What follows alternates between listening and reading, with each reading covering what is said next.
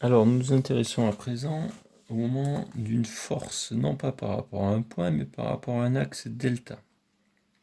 À nouveau, on s'intéresse à un vecteur unitaire qui appartient à cet axe delta, que l'on nomme U delta.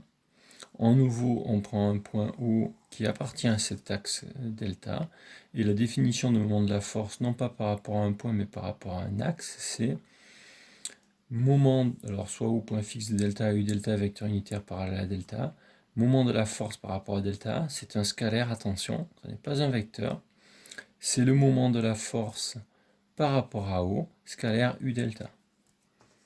Je vais l'écrire.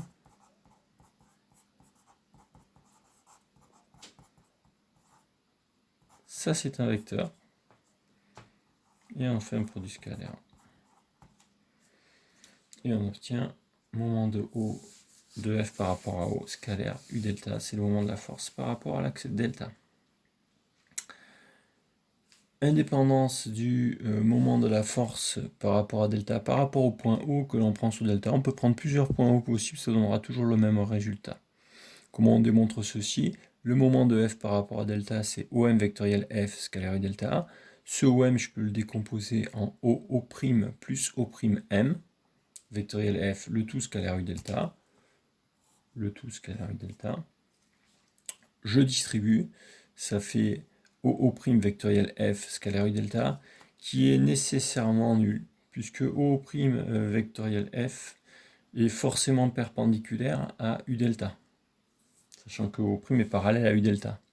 Donc quand on va faire scalaire U delta, ça va faire 0. Et donc je me retrouve avec simplement ce terme O'M vectoriel F scalaire U delta, c'est-à-dire que le moment de F par rapport à delta, c'est OM vectoriel F scalaire U delta, mais c'est aussi O'M vectoriel F scalaire U delta, quel que soit le point O' sur cet axe-là. Nullité du moment d'une force par rapport à un axe. Eh bien, le moment d'une force par rapport à un axe est déjà nul si cette force est parallèle à l'axe. Donc si on applique une force parallèle à un axe de rotation, elle n'aura pas d'effet sur une rotation autour de cet axe. Alors pourquoi? Parce que si F est parallèle à U delta, OM vectoriel F se retrouve perpendiculaire à U delta, et donc scalaire U delta, ça fait 0. Le moment d'une force par rapport à delta est nul si l'axe appartient à delta. Si M, point d'application de la force appartient à delta. C'est-à-dire si le point d'application de la force appartient à l'axe de rotation, cette force n'aura pas d'effet sur une rotation autour de cet axe. Car alors, si M appartient à delta, il peut jouer le rôle de O' ou de O, et donc au lieu d'avoir OM, ça fait MM. Et MM vectoriel F, c'est vecteur nul vectoriel F, ça fait 0, scalaire delta, ça fera 0. Vu que le moment d'une force par rapport à un axe, c'est l'effet qu'a une force par rapport à un axe, si une force a comme point d'application un point de l'axe, elle n'aura pas d'effet pour une rotation autour de cet axe. N'importe quelle force appliquée sur l'axe d'une porte ne pourra pas ouvrir une porte. Il ne faut pas appliquer la force sur l'axe, il faut l'appliquer en dehors de l'axe si on veut pouvoir faire tourner autour de l'axe. Et puis enfin, le moment d'une force par rapport à delta sera nul si OM, F et U delta se retrouvent coplanaires, car alors OM vectoriel F sera nécessairement, puisqu'ils sont dans le même plan, perpendiculaire à U delta, et si U delta est dans le même plan, quand je vais faire scalaire U delta, ça fera 0.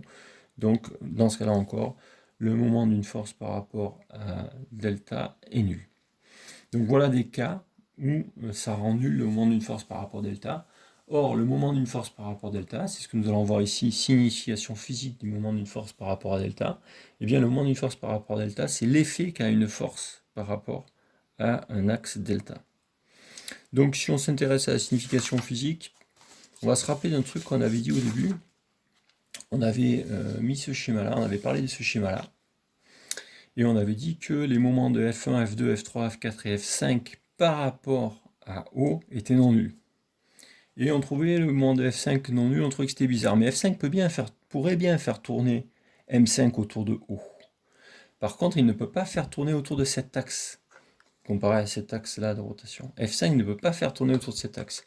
Effectivement, le moment de F5 par rapport à cet axe-là, eh bien, ça va faire 0. Si on fait le calcul, ça fait 0. Alors, si je reprends peut-être ce que nous avions en page précédente,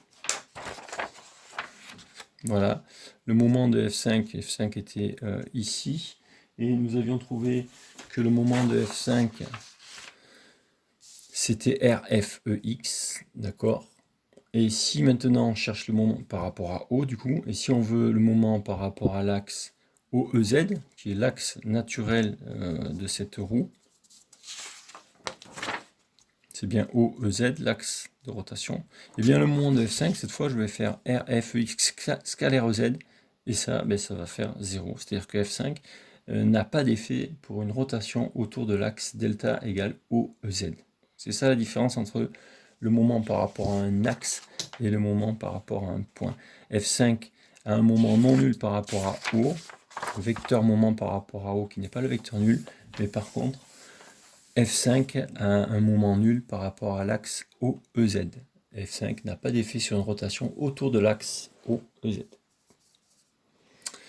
Voilà pour la signification physique de moment de F par rapport à delta. Qu'en est-il du théorème du moment cinétique par rapport à un axe plutôt que par rapport à un point? Alors, le théorème du moment cinétique par rapport à un point s'écrit d de L par rapport à O sur dt égale OM vecteur F, nous l'avons démontré. Il suffit de multiplier par U, faire un produit scalaire par U delta, on multiplie mais en fait c'est un produit scalaire, tous ces termes-là. Comme on a un axe qui est fixe dans le référentiel galiléen, le vecteur U delta est un vecteur constant. On peut donc le rentrer dans la dérivée du membre de gauche. D de LO sur dt scalaire U delta, c'est D de LO scalaire U delta sur dt. Et on multiplie aussi un produit scalaire U delta sur le membre de droite, on obtient donc ceci. Or, ceci, c'est le moment symétrique par rapport à l'axe delta, et ceci, c'est le moment de la résultante par rapport à delta. Et on obtient donc le théorème sous forme scalaire, d de L delta sur dt égale moment de f par rapport à delta, qui est une relation scalaire. Si je reviens sur l'exemple du pendule. Alors, l'exemple du pendule, c'est celui-ci. Voilà, nous avons un pendule, nous voulons l'équation différentielle vérifiée par θ. Alors on tient compte d'une force de frottement fluide F égale moins lambda V, et dans la configuration telle qu'elle est ici, ça nous fait un moins lambda, si j'appelle L la longueur du fil, θ point Eθ. Évidemment, il y a la tension du fil et il y a le point. Si on écrit le théorème du moment cinétique par rapport à un point, on obtient ml θ seconde EZ égale moins mgl sin θ EZ moins ml θ point EZ, tel que nous l'avons vu dans la partie précédente. Si on fait scalaire EZ, on obtient une relation scalaire qui en réalité est le théorème du moment, et une petite erreur ici, le théorème du moment cinétique par rapport à l'axe delta. Le moment cinétique par rapport à delta s'écrit ml θ point, sa dérivée s'écrit ml carré θ seconde, c'est un carré OL par un L, pardon, ml carré θ seconde. Le moment du poids est comme ceci, par rapport à delta c'est un scalaire, le moment de la force de frottement fluide, et ce terme-là, c'est un scalaire, et donc cette relation scalaire est bien le théorème du moment cinétique par rapport à l'axe U delta. Donc finalement, par rapport à un point, par rapport à un axe, on ne s'en rend pas vraiment compte, on passe de l'un à l'autre quand on veut trouver une relation scalaire à partir d'une relation vectorielle. Ce qui se passe, c'est qu'en mécanique du solide, nous ferons uniquement par rapport à des axes, il faudra faire attention à ça, mais nous en reparlerons à ce moment-là. Je vous propose donc une dernière application pour ce cours. On va encore prendre un pendule, on va encore prendre la même configuration, un EX vertical descendant, EZ vers nous. Donc notre axe U delta sera OEZ, je l'ai marqué ici. Donc EZ, c'est le U delta que nous avons évoqué, vecteur unitaire dans le sens de l'axe. Nous avons un axe EY qui est ici, un pendule donc le poids qui intervient, la tension du fil qu'on pourrait dessiner ici. On va considérer une force de frottement fluide. On se place dans la même configuration que précédemment, donc son expression sera bien moins Lθ point EZ pour son moment par rapport à O, et lambda Lθ point tout court pour son moment par rapport à l'axe delta. Et puis, Pour compliquer un peu la chose, nous allons rajouter une charge à l'extrémité du pendule, c'est-à-dire on va considérer que le point matériel est chargé, une charge électrique, et on va considérer qu'il règne un champ électrique dans l'espace qui s'écrit comme ceci, E égale grand E, E, Y. On va considérer ce grand E comme positif. On me demande de donner alors, dans cette configuration-là, l'équation différentielle et la position d'équilibre de la bille, qui est donc une bille chargée. Donc, je suis donc dans cette configuration-là avec une force F électrique égale QE, rappelez-vous. Et comme ce E, il est que selon EY, on va dire qu'on a un EY ici et un EX ici. F égale QE EY. Θ est ici, donc θ se retrouve ici. Pourquoi? Parce que si θ est ici, bah, θ est ici, évidemment. Du coup, ici, on a π sur 2 moins θ. Or, ici, on a π sur 2. Donc ici, on a nécessairement θ.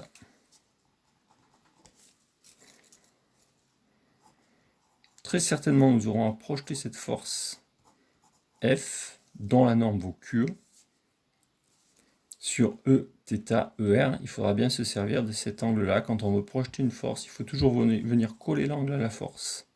D'accord? Donc là, ça y est, c'est cet angle-là qu'on va utiliser. Et F va se projeter comme ceci et comme ceci. Hein. D'accord? Sur θ et sur ER, en deux composantes, qui semblent toutes deux dans le bon sens pour θ et pour ER. Alors, nous avons déjà les moments de toutes les forces, que tout a déjà été fait. Le moment du poids par rapport à O, c'est moins mgl sinus θ. Donc le moment du poids par rapport à l'axe delta, il n'y a pas de vecteur ici, il faut que je corrige. C'est moins mgl sinus θ. Le moment de la force de frottement fluide, c'est moins lambda L θ point, comme ça a déjà été montré. Reste le moment de cette force électrique QE. Ben, je me retrouve avec OM vectoriel F, donc je suis en train de regarder le moment par rapport à O, ça me fait LER vectoriel QE EY, puisque QE est porté par EY, OM vectoriel F. Or ce EY, je sais le projeter, alors je peux projeter directement F, mais je peux projeter EY, alors je vais projeter que EY, EY il est là, il s'écrit cos θ sur Eθ, côté adjacent, la norme de Y est en 1, et sinus θ sur ER. Donc cos θ ER plus cos θ Eθ pour EY. Et donc quand je vais écrire le moment, alors je n'ai pas détaillé le calcul, je vais vous le faire ici, le moment de F par rapport à O, ça nous fait OM vectoriel F, ça nous fait LER vectoriel, QE, on a dit donc que EY c'était cos θ Eθ plus sinus θ ER. Oui, mais quand je vais faire ER vectoriel ER, ça va me faire le vecteur nul. Donc finalement, ça fait LER vectoriel simplement QE cosinus θ Eθ. Or, ER vectoriel Eθ, ça vaut EZ.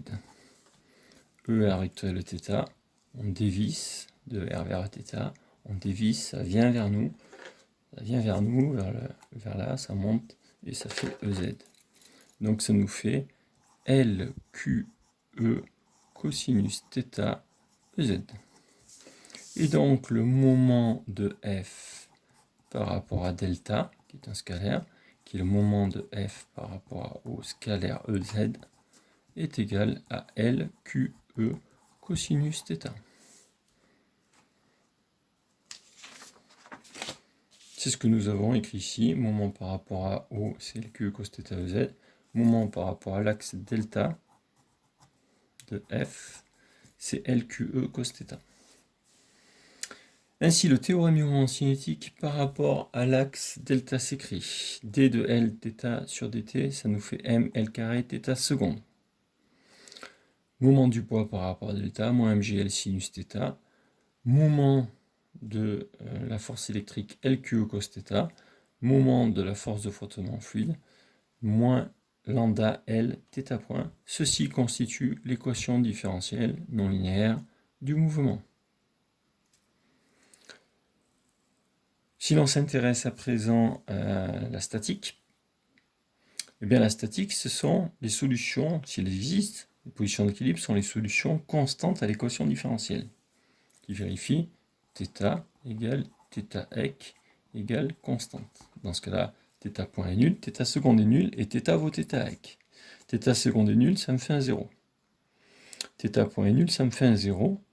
Ça fait 0 égale moins mgl sinus θ plus lqe cos θ pour les positions d'équilibre. C'est-à-dire pour les positions d'équilibre, moins mgl sinus θ plus lqe cos θ égale à 0, soit mgl sinus θ est égal à lqe cos θ, soit tangente θ égale sin θ sur cos θ égale lqe sur mg.